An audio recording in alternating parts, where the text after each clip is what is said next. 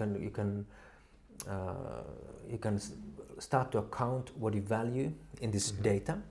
I would say that the unit of account and the indexing is actually the same thing. The index is the counting of a very specific aspect of the underlying information, which is the information describes the performativity of these social forms. Basically, the activity is encoded in this memory that you spoke about. This memory is one of actions, state transitions, interactions among agents. Those can be measured, they can be counted, and these indexes that measure those performances can be created from that collective information. And then they can be utilized to represent the value that is being created to measure. So how does that work? So this is what I've been thinking and struggling to think also is really how does it differ from the exchange of commodities or kind of a trading of commodities, because in fact what is happening here is that it's the organization, it's the network information derivative, which is organization, and they are trading it's like immanent, that they're trading directly to each other. So basically after you've created the index, the derivative, then they relate to each other. Yeah. So the index is the first part, right? So is what allows you to value to be visible, to be measured, to be quantified. But then we need to utilize that to give access to an underlying value. It could be information, knowledge, content. So the indexing is a way of valuing the underlying, the information. So when we couple this together, what we end up is with a pricing for information as a derivative, access as a derivative. So it could be something that we're familiar with, such as property, which is exclusive access control, but it can be much more nuanced and modulated, like access to information or access to computation or access to organization, access to experience. Together, these derivatives, now the derivative form, that which holds the access, they can be traded against each other. Now the next question is one of commensurality. How do you transform one into each other? And this is where the grammar of trade is so useful. So I have access to a particular form of value, and because I'm part of its production, and then you have access to another form of value because you're part of its production and its evaluation.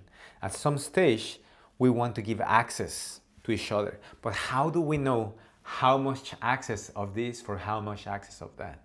And this is where the subjectivity of the collective comes into place. This is a place of market making. This is the place where the same way commodities can trade against each other or against a currency, or the same way like in Forex, currency can trade against each other. Now we can also, now that we have these forms of that give access to different underlyings, now they can start trading with each other. Yeah. And to increase the liquidity of these forms, we can leverage on this informational infrastructure and create, for instance, trading units that allows us to measure these abstract derivatives, these abstract value forms against not only each other, but against a more stable unit. A stable unit, that means a unit of trade, a unit that is only saying how much of this is worth how much of that, without having to measure all the different things that are in the network. So what we allow these things is to be measured into with a shared reference frame.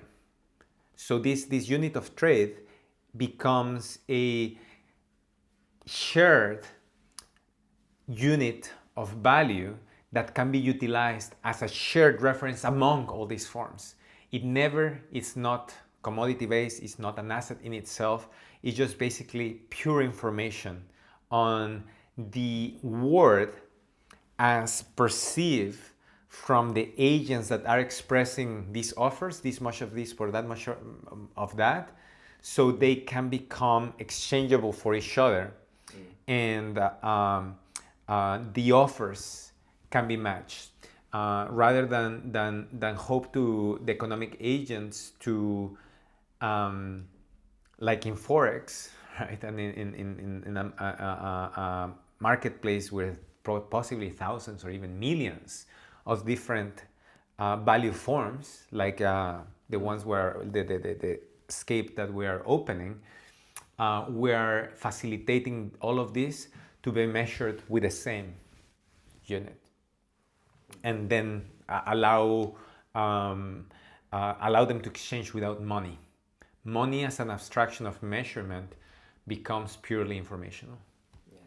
Yeah, so then this we know already from the derivatives trade that we've understood that in fact derivatives they could have already traded directly against each other, without need to go through the dollar or any fiat currency. It's pure accounting then. Yeah. So the currency is just a value reference frame. Yeah. So what do you mean by that? That it's a pure value reference frame? There's no issuer. No one issues these units, or the same will be valid. Everyone does. So if I say, instead of saying one Jorge token for 5 Akseli tokens, I say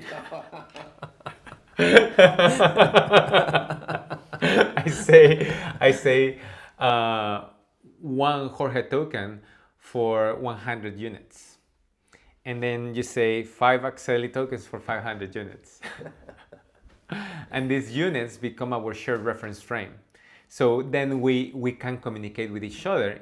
This unit becomes our trading unit. It's not measuring anything in a specific, just relative value as expressed by the authors. So it just allows us to share a reference frame. Yeah. Okay. Mm-hmm. What exactly allows us to share the reference frame? What are the conditions? What needs to happen? Okay, so we have to have access to the same information. Basically, all of us have to have access to the same offer queue. We have to have access to a matching algorithm. We need to be able to trust that the matching algorithm for our offers is going to be reliably executed. It cannot be corrupted. And that when we mean 1 unit and you say 1 unit equals 1 unit. There is no possibility for fluctuation. How does organization differ from exchange? From exchange? Yes. I don't understand the question.